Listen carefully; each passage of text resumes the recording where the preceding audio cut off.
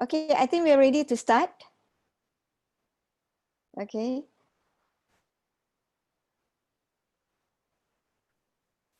Hello and good afternoon, everyone. Shall we start now? Yeah? Good. Okay, good. Good afternoon, everyone. Thank you for joining us for our 6th installment of our Embracing the Unnormal webinar series. Now, we can see that some of you who have been following our webinar series before are joining us again for today's webinar. Welcome back. We really appreciate your interest and support. For those who are joining us for the first time, a very warm welcome to you.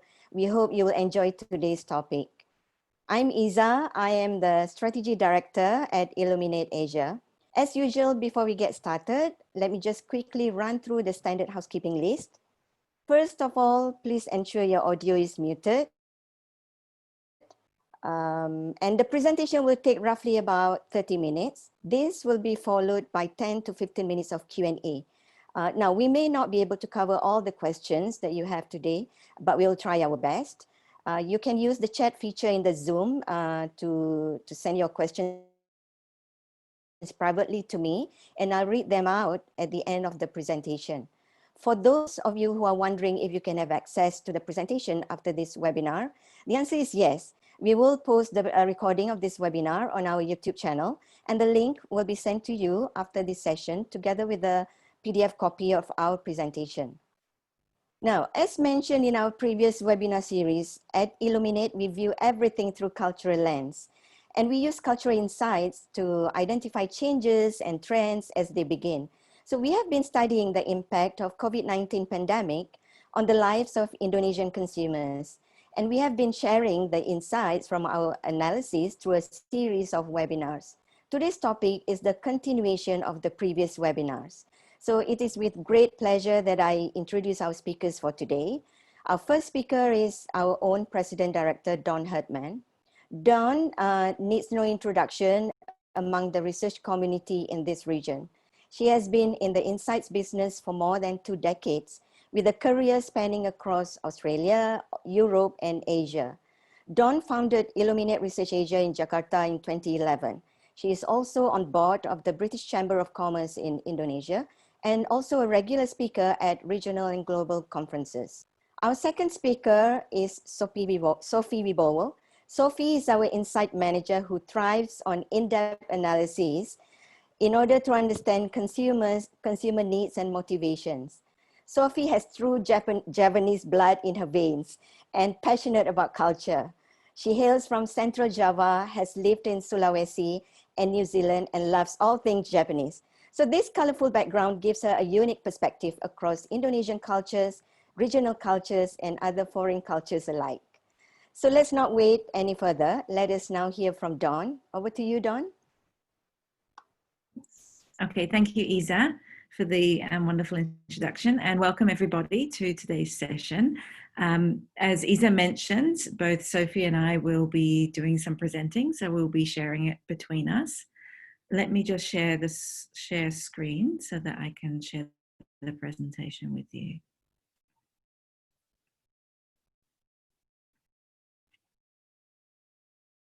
Okay. So as Isa mentioned, today we will be conducting our 6th webinar, and particularly we're interested in understanding the evolving Indonesian sentiment. So really understanding how we can help consumers to navigate in the ongoing changes. Okay, the global pandemic has really affected how everybody lives, and it's really changed things in a very short space of time. As Isa mentioned, at Illuminate Asia, we really wanted to help understand what's happening, how consumers, how people are adapting, and also wanted to help our clients make sense of this as well. So we've been doing continued and ongoing research ever since the pandemic started, actually. So we joined a global initiative, a collaborative initiative called Not Everyday Life. And this is an ongoing initiative to this day. It's accessing more than 45 countries, more than 350 conversations conducted. So we presented some findings from that from the phase 1 of that study back in our first webinar in May. And that was from research from March to April. So now actually the second phase of that initiative has been completed. So we conducted interviews across a number of countries in Asia Pacific, and that was done in June, July of this year. So that was really around the time for Indonesia when the easing of social distancing restriction was happening. And we've also been doing our own ongoing cultural analysis and also qualitative studies across June to August.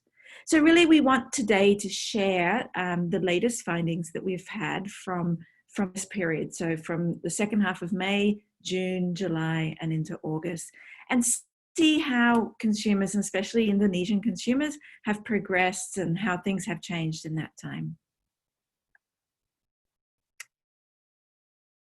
Okay, so I think we have all been going through various stages of emotions as this pandemic has progressed. So even on a personal level, I think everyone can relate the different things that we've been going through.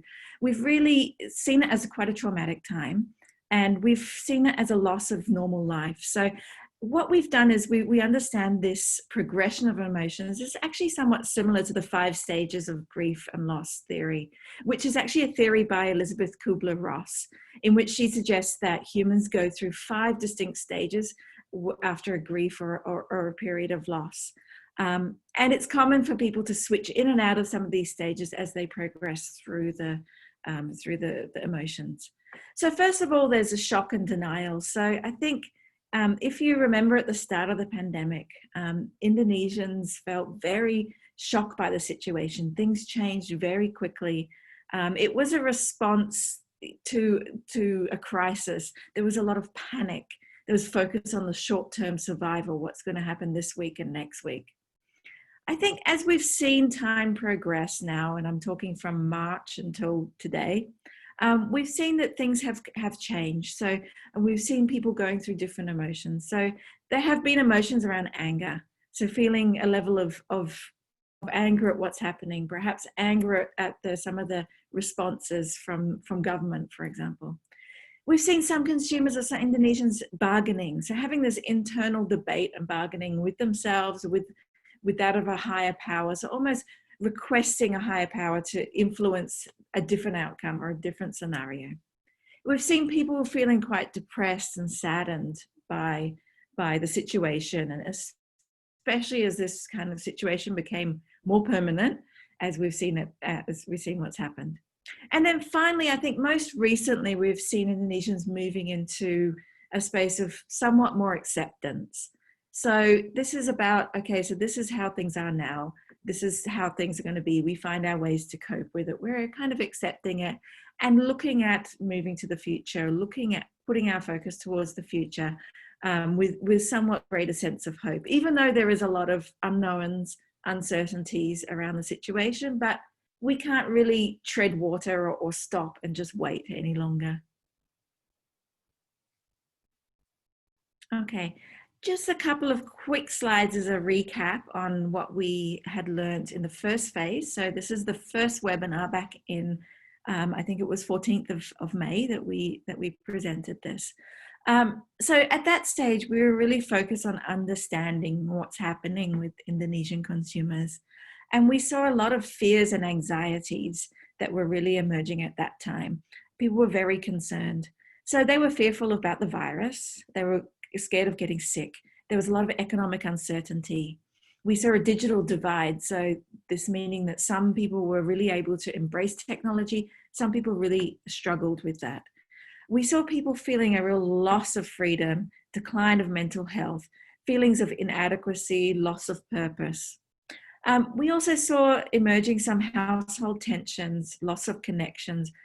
There was a lot of disinformation and misinformation flying around about different things.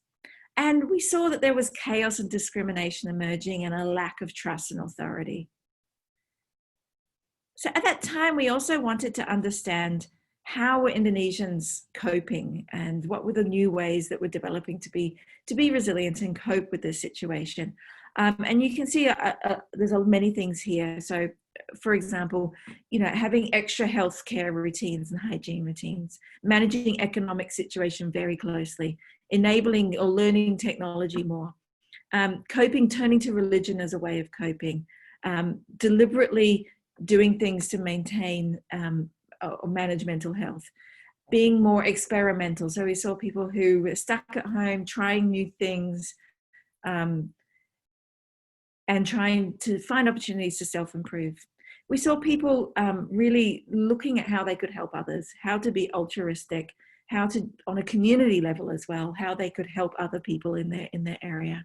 And finally, maintaining connections and finding ways to manage these close relationships. Okay, I'm going to pass over to Sophie now, who can take us through the main findings of the second phase of research.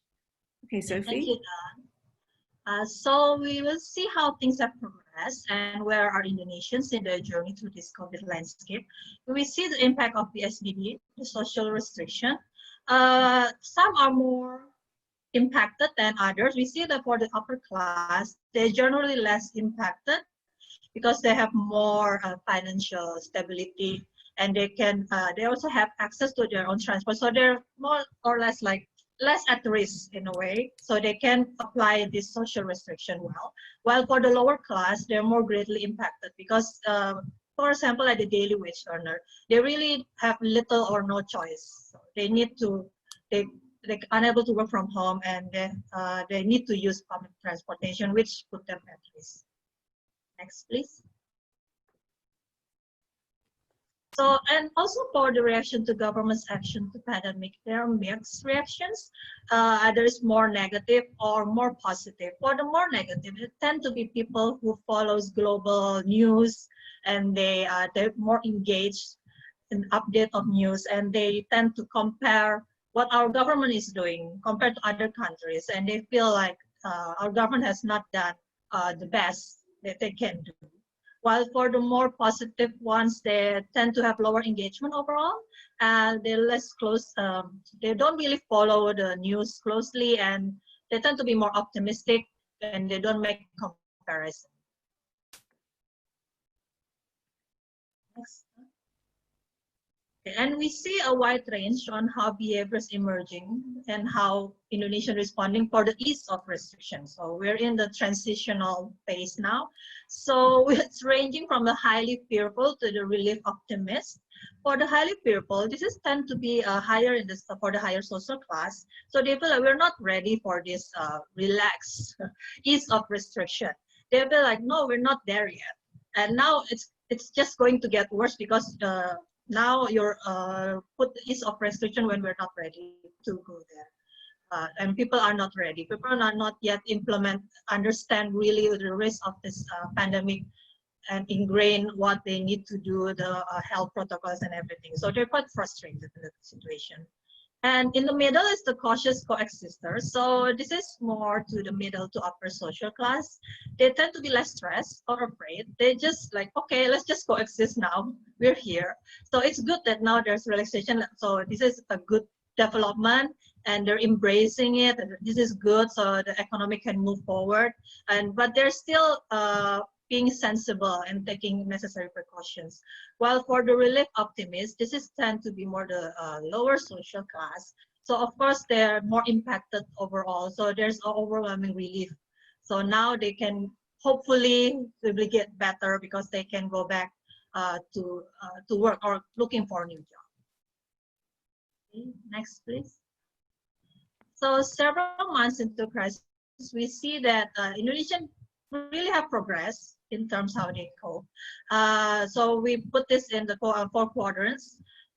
We will talk more in detail in the next presentations, but just to see this, so we have in the personal level, there's ingrained health and hygiene rituals that's dependent on and enabled by technology, work from home routines, economic resilience and resourcefulness, getting ready for the future. So this is more people like, okay, we need to start looking at the future. We're not just being passive and just wait and see where we're going. So we need to start looking forward. Also, closer relationship to God and religion, nurturing one's mental health, ongoing sense of boredom and frustration. While for the more community-focused ones are small acts of kindness and altruism. I think this is still continuous. And also closer family bonds and using technology to maintain connections. So this is getting ready for the future. So people, of course, although we are talking earlier, we're in accepting stage, but of course they still feel bored and they still feel worried and anxious. But looking at the positive side, it's time for self-reflection. They have time to reevaluate their life goals and priorities, and maybe also build themselves up, like picking up new skills. Well, maybe this will be useful after this pandemic is over, so I have more time now to like go online courses or have more new skill sets that will help me in maybe my new career path. Next, please. So of course, there's still ongoing sense of boredom and frustration as well, because you're cooped up at home, you so feel trapped in a way. So they just need to how to balance and maintain a mental health in general. So for example, you can just go for a drive with your family, just go around and see the greeneries outside the walls of your home. Or people also nurturing closer relationship to God and religion. So at one side we cannot go. Normally we go to, for example, for me, like go to church, for example. But when we on YouTube now, there's so many services and also lessons and things to go deeper into our religion. So this is actually make them have more access and more time for to focus on to relate with God. Also for lower social class, this is because they feel like more not in control, so they can rely on higher power. Next, please.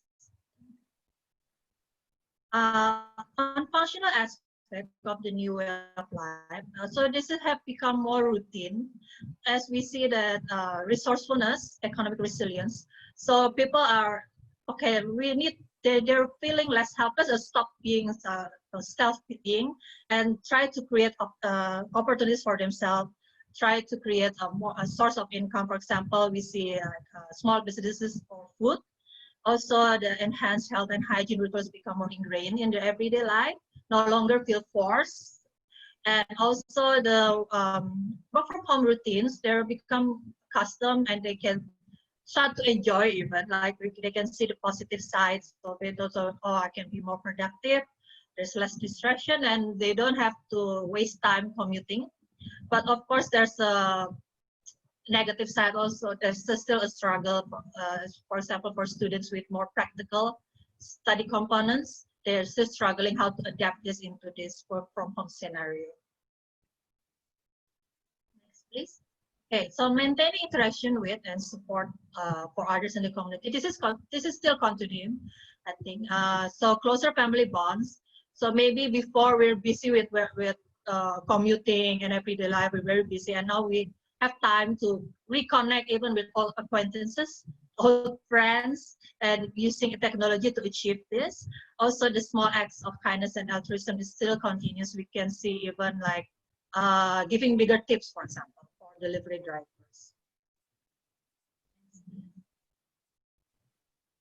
And there's new ways to celebrate milestones and everyday events alike. So people need to be more creative in a way for those events that usually involve large number of social gatherings, or like birthday, weddings. So I think maybe we can relate. I think even my friends, like they've been postponing their wedding dates because of this COVID, but how long? So we don't know where the end of the line. So they need to move forward. So they cannot just put life on hold forever. So this is like for weddings, they can make like smaller groups or face-to-face, but then they can broadcast and receptions through Zoom. And in a way, they can save even save money by doing so. There's the positive side. But of course, some people feel some loss and feel more subdued in a way through the celebration, like for example, the last Ramadan or Idul Fitri celebration. Next, please. So now actually we are in the period of wait and see because we don't know where this ends. And for some, they're getting impatient and they just want to get back to resume their life as they remember it. In a way, they're reacting by taking more risks and shortcuts. So for example, I don't care. I just go to restaurants and I just sit with minimal health protocols, and anyway, I just do the bare minimum, like just wash my hand afterwards, or go to the mosque for the praying. So I think this is people getting so frustrated and they just getting very impatient. Next, please. So with so much still uncertain, so we see a mix of people who are more optimistic and pessimistic to see what will happen in the next 6 to 12 months. And so much of this also they keep a close eye on what the government will do. So for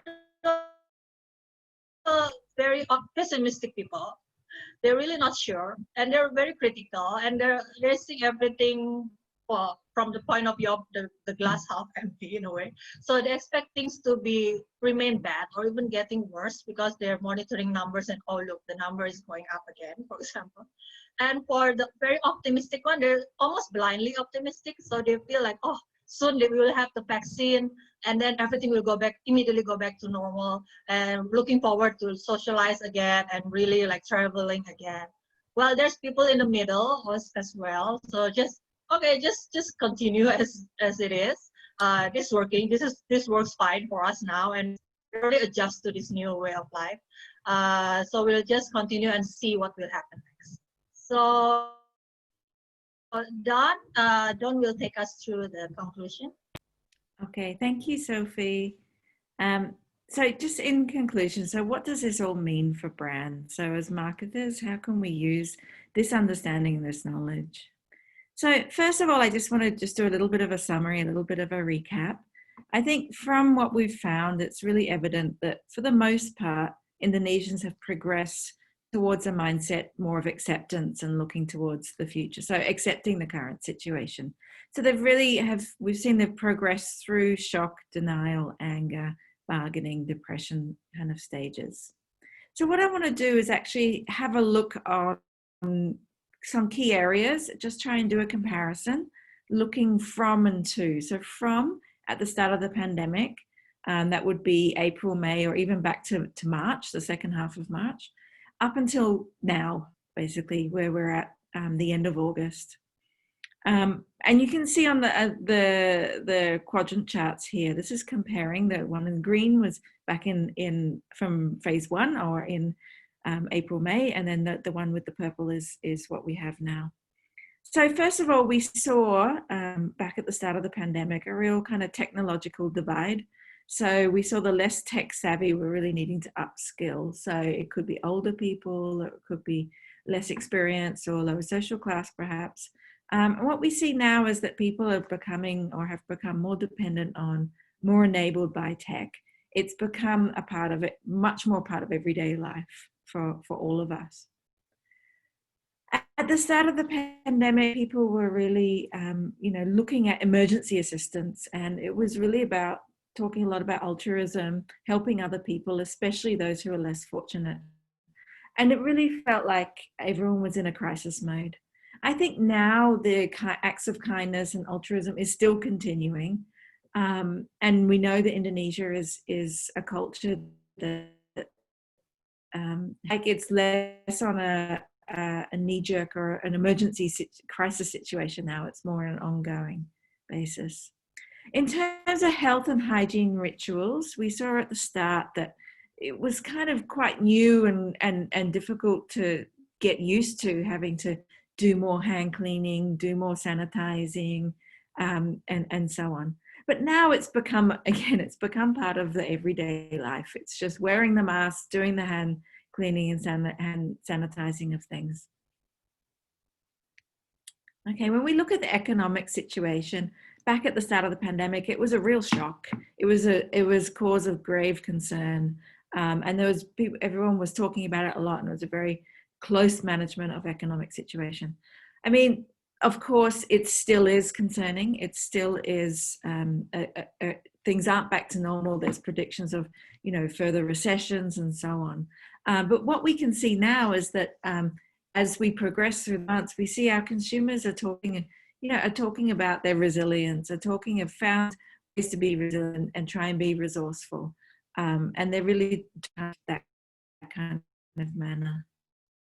In terms of the religion, I think we see that, you know, at the start, everybody was trying to use religion as a way to cope. I think even now that is true, and our consumers report about having a closer relationship with God and with religion in general.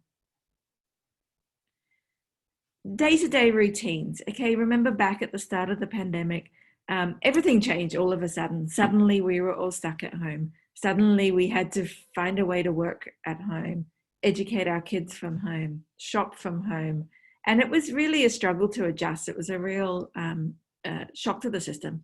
I think now, after we've been through this for quite some time, I think there's more established routines and people have found their flow, so to speak. There is easing of restrictions, so people are able to move around a bit more, not back to normal, of course, but I think people are more established and more found a coping way to manage with this. When we talk about mental health, at the start of the pandemic, we saw people talking a lot. It was a very salient topic about deliberate ways to manage the mental health, strategies, ways of coping, ways of keeping on top of it. I think it's still case in point now as well, that it still is important to manage and nurture the mental health. It's still something that people are very aware of. At the start, we saw a lot of experimental mindsets, and the examples would be, you know, people who are at home, you know, sharing ideas to do new and crazy recipes, or using things around the house to make something, or to, you know, to do something with. And I think now, you know, there's elements of that happening, but I think now it's a lot more talk about, okay, so we've got our day-to-day kind of routines kind of sorted. So, you know, how about the future? What are we going to do next? What's coming next? How can we position ourselves to be ready, or what can we do? And then finally, when we talk about close relationships, again, at the start, it was about managing these close relationships, maintaining these connections. Suddenly we're thrown together with our immediate family members 24/7. And how do we cope with that? How do we get space for each other? And I think now it's about still maintaining connections, but I think now people are able to look back and appreciate closer family bonds. And as Sophie outlined, we see that people are finding ways to continue rituals and celebrations, but doing it in a slightly different way. Okay, so given this, I think we really need to look at brands and how brands can bring a more positive narrative at the moment, because as we've seen, you know, we're moving into this kind of stage of acceptance and hope. So we've got two kind of key areas that I want to kind of discuss today. The first is around comfort seeking and escapism. So, you know, it still is a time that is, you know, fraught with some uncertainties, and it is not life as normal. So I think consumers are still looking to finding ways to kind of escape and comfort. And the second is this idea of the show must go on mindset. So what we've seen from the findings that Sophie has taken us through today is that people are they're not willing to put their life on hold forever. So, you know, we need to get on with it. It's this kind of show must go on. So if we look at the first one first, so the comfort seeking and escapism. So as I mentioned, it's important to accept there are still frustrations and anxieties. So on the first point is, it's like an endless waiting game. So there's uncertainty in you know, in what will happen, how long will this go on, how long will we have to wait? There's a sense of we don't really know, nobody really knows. There's also uncertainty on what is the outcome of the situation, actually. So at the end of the day, how's this all going to end up? You know, what's the end story of this situation, this pandemic? We don't know that. So consumers still need to allow themselves moments of comfort seeking and escaping behavior. So it could be indulging in comfort foods. So one thing we've noticed is that for some consumers, they've been eating home cooked food for a long time. So the real kind of indulgence is about, you know, ordering some comfort snack foods in, something that's, you know, a bit different. You know, they might be following hobbies or binge watching TV series, You know, some of these comfort-seeking escapism behaviours we've seen kind of across the pandemic, and I think it's fair to say it's still happening now. And I think also this simulating of normalness can also help maintain hope and help consumers to kind of escape from reality when they still need to do so. So I want to just give a couple of examples and a couple of our thoughts about tips and ways of thinking about some of these areas. So the first is around comfort seeking and escapism. I think firstly, you know, acknowledging the uncertainty of the unknown and this endless waiting. And I've got a couple of examples here, which I think are quite clever and quite nice. The first one there is from Burger King. I think this one's from America. And it's really the sense of, it says there, wrap up 2020 early. So it's saying about celebrate Christmas, and obviously Christmas being the kind of symbol of the end of the year. So they've actually decorated some of their stores with all the Christmas lights. They've got Christmas specials on, and this is done in July.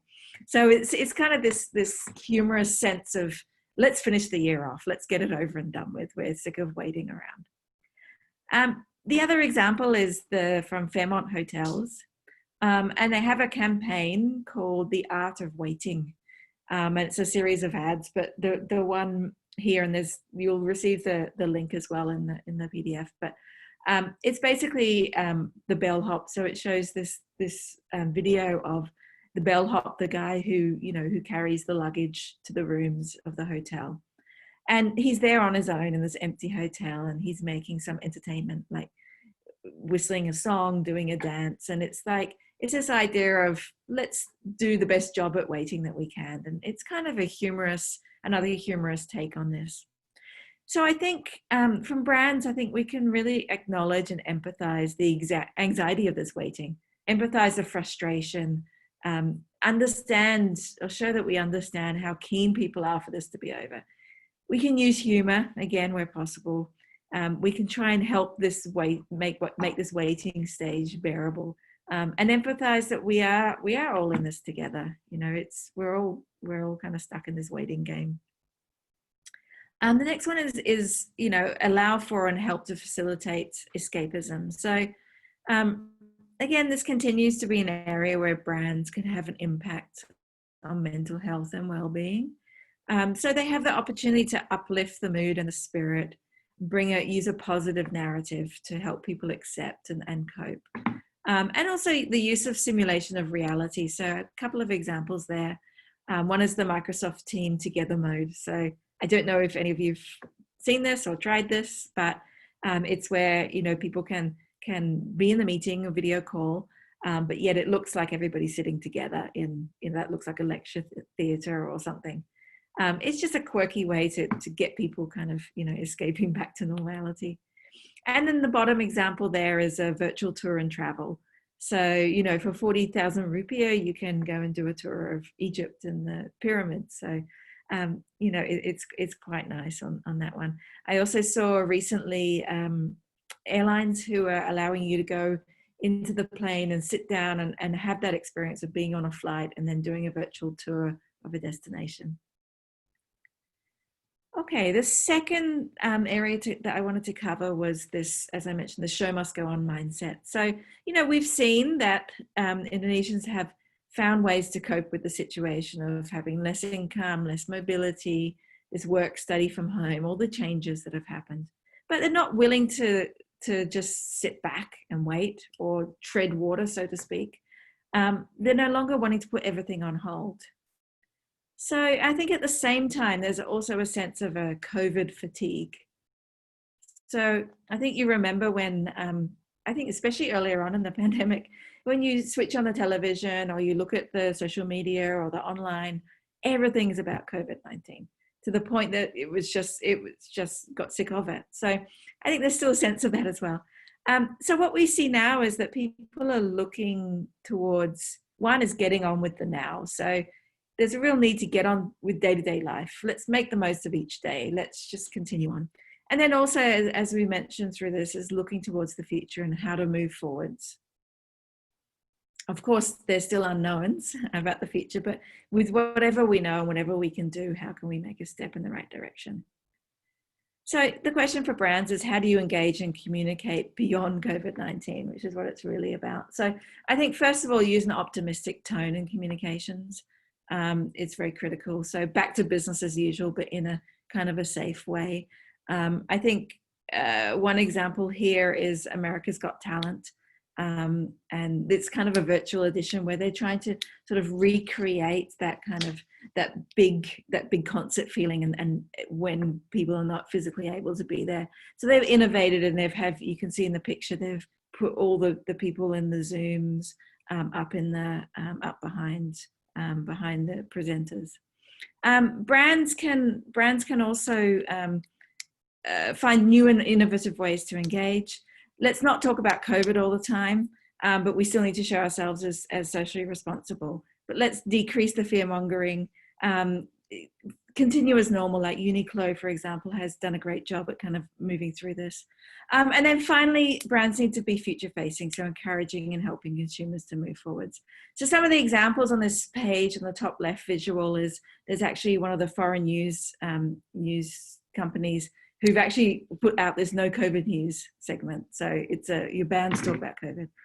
We see Shopee has been doing a campaign around Box for Hope and repivoting essential skills. Okay, and just a final few thoughts and a few things to consider. First is to consider the audience. Experiences vary, and target audiences by geography and demographics may react to different situations differently. Number two is stay on top of relevant changes and trends. It's very important to understand how things are evolving in the months to come. Continue gathering insights, doing research, analysing cultural shifts. And finally, embrace creativity and innovation. So be novel, try new things, stay relevant. Okay, so that's the end of the presentation. Thank you very much, Dawn. I'll hand back to Ida. Yeah, thank you very much, Dawn. So now we'll take your questions. If you have any, please send your questions directly to me. I think we have a couple of questions here. Now, the first question is there any difference seen in cultural habits like saving face, like menjaga muka, yeah, Sophie? Saving face, or any other? So is there any difference that you see in cultural habits? And the second question is, how do brands perceive changing relationships of people with space? Example, commercial and government, and with different objects in the space. So I think let's address the first question first, which is there any difference seen in terms of cultural habits like saving face?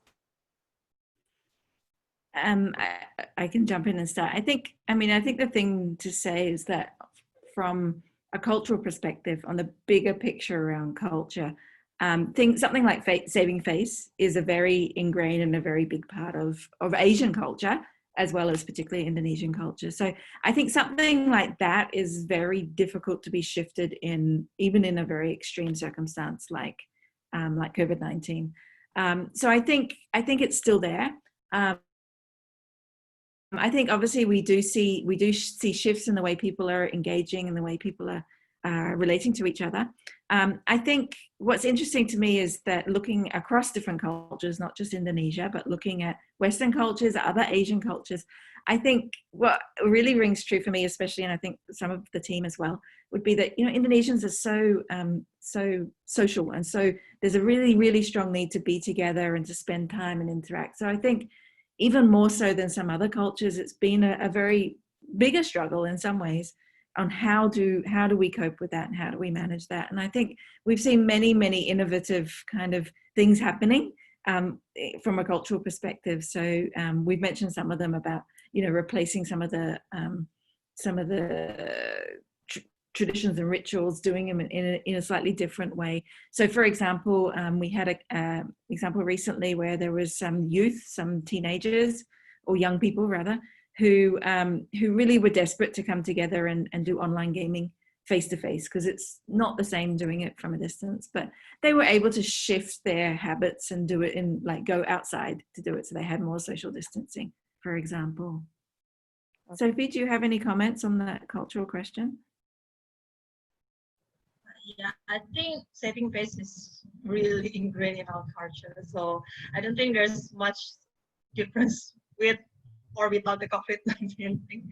I think also like even maybe that's also we see like sometimes people don't want to say that they're in trouble economically because they don't want people to pity them, or it's a way of saving face. I don't want people to pity me and admit that I'm actually struggling anyway. So I think that's can impact the business because we don't know their real condition. Yeah. You know, Yeah. sometimes I they're think not quite honest. I think one thing to note is that what we see at the moment is that there's a sense of, or what we have seen is there a sense of, we're all in this together. So, you know, we have one of our respondents that we spoke to early on in the pandemic, who was a Go Massage person. And at the start, they were really, really distressed, like in tears almost in the conversation, very, very worried. And then when we did speak to them again over a few times, and they became more, I guess, less stressed in a way, because they suddenly realized that everybody's going through a similar situation. So the neighbors or the people around them were also having this struggle and that. So I guess for what Sophie was saying, they might not openly want to admit it because they want to save face, but actually over time, some of these struggles emerge that it's not just them. And I think it really helped, especially, I'm just talking this one respondent, but on the whole, really helped to understand that, yeah, this is, everyone is going through this together. Okay. Any other questions? Before I read out the next question, I would like to invite all of you to just, you know, keep on typing the questions through chat and send the questions directly to me. Now, the next question is, how do brands perceive changing relationship of people with space, i.e. commercial and government, and with different objects in the space? Yeah. Any thoughts?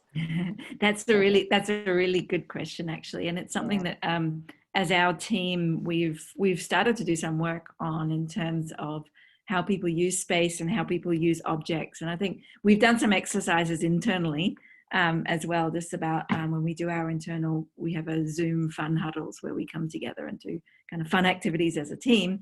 And even as part of that, we've done some where it's like, you know, what's your most prized object now, and how is your relationship with certain objects, and how has that changed? To be honest, we haven't done a lot of further investigations into that topic, but it's one of those super interesting topics that I think we can put on the list for the next webinar, or the one after that perhaps, because I think we're already planning something for the next one. Yeah, I don't know. Sophie, do you have any comments on the question?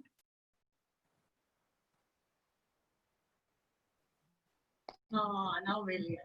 Maybe then this is something for us to explore, yeah? And it'll be interesting to explore this further and present it in the next webinar. I think just one comment, sorry, just jumping quickly. Okay. In terms of space, I think what we have seen is the evolving use of, or importance of spaces, especially the home space, in-home space. And I think, and I'm talking not just from what we presented today, but across the last 6 months of the different work that we've been doing.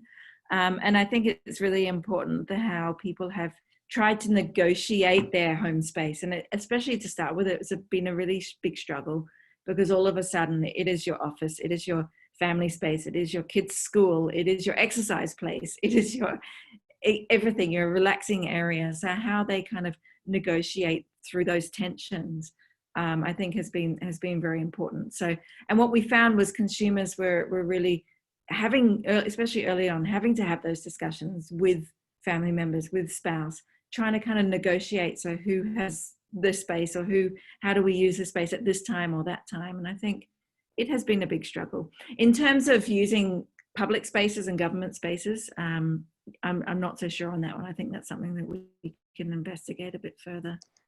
Okay, and the next one is regarding the example of Uniqlo that you showed earlier. I think, you know, a few people in the audience are not quite clear what is positive about it. So maybe you can explain a bit more the positive messaging in Uniqlo. I'll let Sophie explain this one, since she's a fan of the brand. Okay. So I think what the brand did is they acknowledged the COVID-19 issue early on. at the beginning of the pandemic, and they're making sure they close all the shops, right? Making all the necessary precautions needed, all the protocol are in place. Then they open, they're quite ready. So what they did was, so they acknowledged this is what we do to deal with this pandemic, and then life goes on as normally. So now, because I'm following their, I'm using their apps. So we have their updates on the social media. It's mentioned nothing of COVID-19. So they goes on like, okay, this is the fall, autumn, autumn series, and we'll have this release with this designer, with this also. Nothing, no mention of COVID-19. And the way the audience responded also very positive. So they're like, oh, when are you going to release this one? When are you going to release this model? So they're saying nothing about the pandemic at all. So it's quite, in a way, it's escape from the other. I think, if I may add another brand, for example, Face Shop, they keep linking to COVID-19 in all communications in their social media, which is, it's a bit tiring. So they're like, oh, you're wearing mask, so you need to do this kind of makeup. We have this product, or because you're having acne from wearing mask all day. So it's two different approach from the two different. Okay. Very Thank you. interesting. Yeah. Now, the next question is, with many people financially affected now due to loss of livelihood, what kind of changes in consumer behavior do we foresee, and consumption behavior in particular, even coping behaviors? Yeah. I think we've covered quite a lot of this before. Yeah. Yeah. Summarize. Yeah, I think so. So, I mean, I think obviously we know that people's livelihoods are affected, and we know that spending power is down, and we're predicting, or the experts are predicting, a recession. And I think, you know, we have been through recessions before. You know, I remember the last recession in Indonesia. And I think, you know, we understand that the consumption patterns will change. So people will become more careful. They'll look at what is the essential spendings, what can they kind of live without, or what do they need to have. Interestingly, another anecdotal kind of insight that we had recently was, again, amongst a youth person, so a young person who was getting a pocket money from the parents. So due to the pandemic, the pocket money is decreased. And the parents are saying, you know, it's just, you don't go out, so you don't need the money. But, you know, obviously the parents also under financial stress. And actually, so the young person was able to relate and say, okay, you know, I don't need to do this. I don't have to pay for this kind of thing. I don't need to buy new clothes, for example. Funnily enough, one of the things they did not want to sacrifice was the kind of the small ordering of the snacks, the kind of the pampering of oneself via kind of comfort foods from out of home. So I think it's about balancing up which, you know, what kind of small pamperings can they still give, but you know, looking at being very careful and watching it very carefully. Okay. Now the next one is a question about local brands. Do we see any trend, of local brand growing stronger instead of the global ones? Yeah, so that's the question. Any trend found on local brand growing stronger? And Sophie, you have any thoughts here? And I'll also open it up to our other team members who are in the webinar. Perhaps Harris or Karen is our cultural analysts as well.